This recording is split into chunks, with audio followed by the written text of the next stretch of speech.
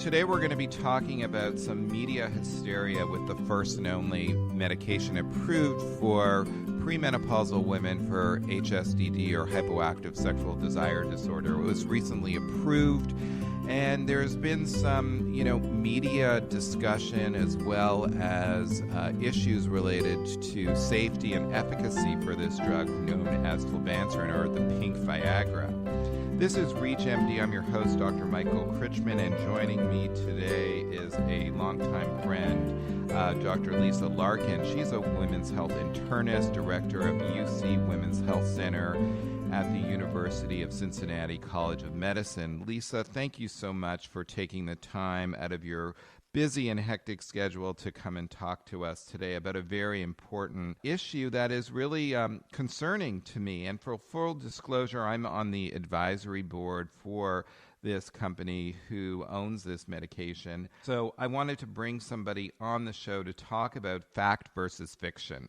There's been a lot of negative press, negative information, and I think we need to kind of talk about the facts, the fiction, the benefits, the risks, and really kind of get a new perspective in terms of HSDD. So let's just jump right in, Lisa. Talk to me about this JAMA article that came out. What are your concerns? Where do we go from here? Is sexual medicine dead for women, and what is the concern? Well, first of all, Michael, thank you very much for having me on the show. It's a tremendous opportunity to speak about a topic that I'm very passionate about. So to set the stage, I'm a clinician, so I really am in the trenches seeing patients with female sexual dysfunction. And for me, this is a very important medication and a significant advance in the field of women's health. And so thank you for the opportunity to talk because, as you correctly state, this JAMA article that was recently published has once again led to a tremendous media firestorm, and I really think there needs to be some perspective and some balance. The JAMA article is a meta-analysis of the previous studies. So correctly, the FDA took a look at the pivotal trials and approved the medication in August of this year. Flibanserin has been available in the pharmacies since October, and after the approval, there was tremendous media debate at that time about whether or not the FDA should have approved this medication, whether or not it's very effective, and whether or not there's significant side effects. The media firestorm kind of died down. Yeah, but Lisa, 1 second. I think the important thing to remember is the FDA never said that this condition doesn't exist. So this is an unmet medical need, and I think that's an important concept. So people are saying it doesn't even exist, and you and I, we are in the trenches, we see patients, and we see patients that are impacted. So I think the important concept to remember is lowered libido, or HSDD, is impactful. We're not talking about a transient change in libido. We're not talking about libido is good when I'm in Bora Bora, but it's lousy when I'm in San Francisco or in the snow in Cincinnati. Or we're talking about an impactful condition that is really devastating to some women. They have changes in self-esteem. They have depression issues. And again, so I think it's important for the listeners to understand there was never a doubt with the FDA that this condition exists, correct? Female sexual dysfunction as an area of unmet medical need. And I think, just as you said, it's really, really important to be very clear that this is a condition that has a biologic, well-established basis. And again, it's not everyone with low libido, right? This is hypoactive sexual desire disorder has a strict set of criteria. We use the DSDS to screen for it in the office. It really excludes people that have other causes of transient decreased desire or decreased desire related to medication. But hypoactive sexual desire disorder in the purest form is a real condition with a biologic basis that, as you said, really causes distress to the patient and is very impactful for relationships. And so again, this is a real condition, and now we have the first ever approved medication for it. From my perspective, being at the FDA when it was approved, the FDA did a very thorough and thoughtful review of the data and the analysis. It was approved by a vote of 18-6, and as I said, kind of approved in August. Lots of controversy after that in the pharmacies since October. And for those of us that practice sexual medicine, we are all starting to use it in our patients.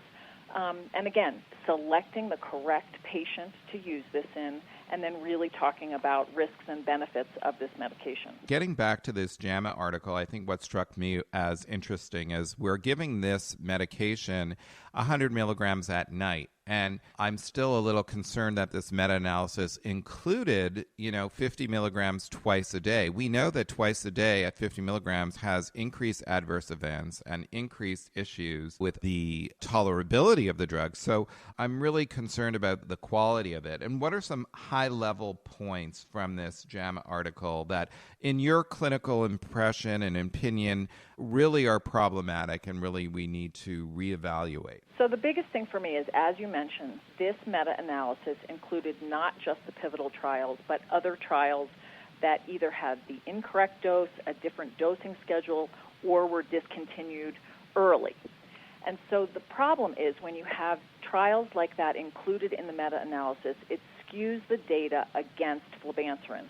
So what they're looking at, so in the pivotal trials, the average increase in sexually satisfying events was 1, and what the meta-analysis just published in JAMA really focuses on is that when they looked at the data, the increase in sexually satisfying events was 0.4, the mean increase. And so again, skewing it to look negative. In addition, it skews the side effects to be much more significant than in the pivotal trials.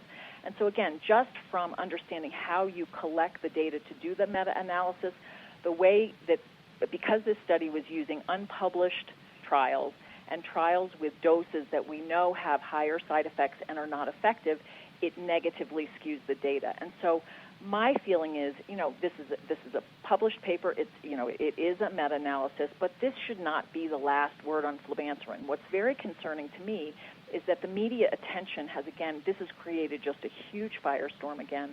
And what lots of people who have looked at this meta-analysis now, there's been reports out there that say we should never prescribe this medication.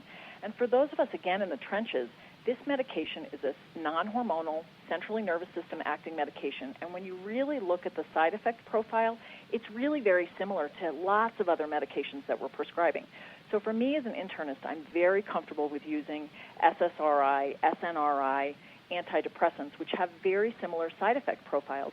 And so it's very confusing to me that there's so much media hype about this medication because I don't really perceive it as very dissimilar to lots of other medications that have been on the market that we use and we discuss side effect profiles with patients. And it's really interesting in my clinical practice, Lisa, as a caveat, I tried to prescribe this medication and got a rejection. And I don't know if you've been following the news, but in California, some of the insurance companies are saying that only a psychiatrist can prescribe this medication. And that's ludicrous. I mean, I have 2 decades of sexual medicine experience. And, just yesterday I was talking to a psychiatrist and they're referring all their patients to me. They don't want to deal with sexual health issues. They're multifaceted. And again, this is in selected people who have an underlying biological issue. What I also found very fascinating is as insurance companies have rejected this prescription, they also told me that I have to have a trial of testosterone, which is off-label, unapproved, with limited efficacy and safety, no long-term safety data as well as use Wellbutrin, which or bupropion, which has higher side effects in terms of concern for syncope and hypotension than actually an approved medication. But I think you make some good points that, we have to separate fact from fiction. And I think that it's concerning for clinicians. We know that there's a REMS program or an evaluation of risk management. Patients have to have signed consent forms. Both clinicians have to be certified online. They have to go to a certified pharmacy. There's been problems with execution. And all these have had, the snowball effect of the negative impact in the media. So, again, I want to reiterate that we discuss the disease state. I think that it boils down to a patient-clinician therapeutic alliance. And tell me how you counsel your patients. I think that's an important concept. You've screened them, and for those listeners, I know Dr. Larkin and I talk in initials all the time, and we kind of understand those. The DSDS. Right. So the DSDS is a 5-question screener, which really is very simple to use in the office, and I actually give out to my patients who come in for a sexual health consult to come see me. And the first 4 questions are really to establish that the patient has acquired generalized hypoactive sexual desire disorder. And what that means is that they, at one point in time, had a normal libido for them, that it has gone away, and that it has consistently gone away for a prolonged period of time. And so what you mentioned earlier in the show, Michael, was to say, if you're on vacation in Maui and you have a great libido, but when you're home with your 3 children and you're busy with work and juggling the work-life balance, you don't have a libido, that is not HSDD. And so the first 4 questions, you really screen out kind of those types of things. The 5th question really is to make sure that there is not another cause of the HSDD. Is it surgery? Is it medication? Is there something else that really is contributing to the HSDD that would make Flibanserin not a appropriate medication, because really it's not acquired generalized hypoactive sexual desire disorder? And it's an easy tool. Patients find it very easy to answer the questions, and it's a really quick screener that any physician can use. I mean, the important thing is generalized. So if you have libido with your husband and not with your honey, and they're different people, you have to really look at this generalized and acquired. Acquired means that you had previously had normal libido. And again, your Maui analogy is great, but even if you ship the kids to Maui and you don't have those stressors, but you still are at home in Cincinnati and have no libido, it's a generalized issue. You are really affected by this condition. If you're just tuning in, you're listening to Sex Med on ReachMD. I'm your host, Dr. Michael Krychman. Joining me today is a wonderful friend and colleague, Dr. Lisa Larkin, who's a women's health internist who addresses sexual health concerns. We've been talking about Flibanserin, fact versus fiction, trying to tease out some of the issues. And Lisa, I wanted to talk about some of the side effects and some of the concerns and the worry about syncope, hypotension, and alcohol. And specifically, I want to talk about the alcohol issue, the alcohol study, as well as the driving study. I think that's really important. And let's talk about the driving study first and foremost. People and the FDA were really concerned that pre-menopausal women would take this drug at night, wake up in the morning, and be somnolent and be tired and not able to drive their kids to school and have problems staying focused on the road. Tell us a little bit about the driving study and then jump right into the alcohol and syncope, please. The short story about the driving study is that the results were positive, meaning that there was no evidence that women suffered in terms of driving after, and in fact, the study really even looked like they were better drivers after they had potentially had a good night's sleep related to the Flibanserin. So I think the driving study is kind of not an issue that really needs to be discussed with the medication. I think the much bigger issue is alcohol. And as part of the approval, alcohol is now an established contraindication. So women who are prescribed this medication through the REMS program that you mentioned have to sign a consent. Physicians need to discuss with the patient that alcohol is a contraindication, that they cannot drink when they're on this medication, and patients actually sign a document that we put into the electronic health record that says that I have counseled them about the medication and that they will not drink. The issue that I have with that is, this is, again, really this medication has been singled out, and one of the reasons it was singled out was the results of the alcohol challenge study that they did. So there were 25 patients, and one of the big complaints of the people who are really against this medication is that the alcohol challenge study was done in 25 individuals, 23 of which were men, only 2 of them were women. The problem with the study was that this was a very high-dose alcohol challenge. It was women were given the equivalent of 4 drinks of alcohol, individuals were given 4 drinks of alcohol on almost an empty stomach first thing in the morning and then challenged with Flibanserin. And there was a substantial increase in that group of having side effects with the medication, hypotension and syncope. And that's what led to the boxed warning and the contraindication against alcohol. I really think in taken in context, when you look at the pivotal trials, which the 3 large pivotal trials, alcohol consumption was not an exclusion in those trials. And so women were actually social drinkers, and we really didn't see the same problem. Practically, I will tell you that when I am counseling patients, I am on label now. I absolutely discuss with them that alcohol is contraindicated, and I really go through the whole consent. But in the back of my mind, I am really less worried than I believe the boxed warning and the contraindication that the FDA has placed on this medication really warrants. I'm quite concerned about the alcohol issue, and I think it gives me an opportunity to open up the discussion about alcohol. We know that alcohol use and abuse is rampant in the United States, especially with women. And now I think I'm doing a better job at screening all of my patients in terms of alcohol use and abuse. I use the CAGE screener, cut down, angry, guilty, eye-opener.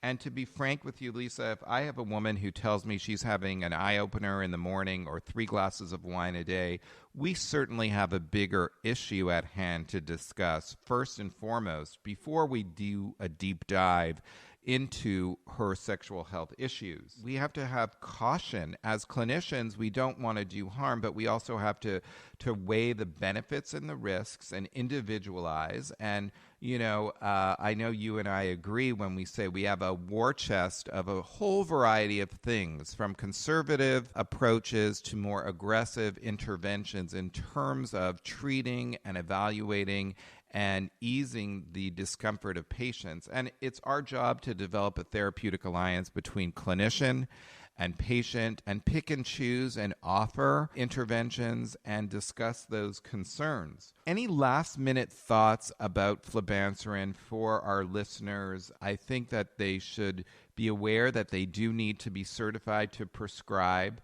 They need to go to a certified pharmacy to get the prescriptions filled. And again, there's tools to help the clinician who may not be the expert in sexual medicine like you and I in order to diagnose and treat this. But any last thoughts or comments, Lisa? The last comments I would make would be to, look at Flibanserin as you said, one potential option for the right patient who you've really, really done the DSDS, you've really screened, you really can evaluate, counsel, and then discuss risk-benefit with the particular patient. This is a medication, much like antidepressants, that does not work for every patient, is not appropriate for every patient. But I really am concerned that what I've seen in the media since the JAMA article is released is lots of people out there saying you should never prescribe this medication, this is not appropriate for anyone, this should be taken off the market, the FDA did the wrong thing, and my opinion is that all of those things are inaccurate. This is another medication which, like any medication that we prescribe to our patients, really warrants conversation about risk-benefit and is shared decision-making. So in a patient who has HSDD, who is really bothered by it, it's causing her great distress, and you have the conversation about the alcohol interaction, you have the conversation about the potential benefit, again, discussing with her that she may or may not be one of the patients that responds to this, and allowing her to make an informed decision about whether or not she wants to take this medication, I think is the right approach. I think the naysayers out there saying that this is absolutely HSDD is not a real condition, and B, that this medication should be taken off the market, I really think that that's not accurate and not an appropriate way to view the data that's out there. Right, and I think you bring up some really good points in terms of looking at this objectively and critically, and you know that I am a sexual medicine gynecologist, but I'm also a therapist. So I think it's really critical to also mention to the clinicians, sometimes there is a psychological origin for HSDD. Sometimes people have relationship issues. Sometimes it's stress and fatigue or sexual boredom. And again, as clinicians, we need to look at the multifaceted etiological origins of lowered libido and really tease out these issues. And again, use your clinical skills to see what interventions are appropriate. And I certainly think that we all can use a little counseling and therapy, and we are not negating the importance of therapy or assessing the situation, the stress, and the fatigue. That's 100% correct, Michael, which is, again, with the naysayers, just having this medication available does not negate in any way the benefit of therapy or the importance of evaluating all of those other things, which I know you do so well in your practice, right? This is one medication for a specific group of patients, it's not for everybody. It's not the right medication for everyone at all. And in the biopsychosocial model, we have to look at all of those other things. But I think the naysayers saying that it shouldn't even be part of the discussion is also wrong. I agree, and I think that we need to look at it critically and as well as be more collaborative. I mean, there is certainly opportunities for medical clinicians and therapists and counselors to collaborate. Lisa, thank you so much for joining us today to really talk about this important issue in terms of the media hysteria and the sometimes twisting of facts and helping us separate between fact versus fiction for Flibanserin. Thank you so much for the opportunity, Michael. You've been listening to SexMed on ReachMD. Be sure to visit our website at reachmd.com/sexmed to download this segment and others in this series. I'm your host, Dr. Michael Krychman, and remember, sexual health is general health. Thank you for listening.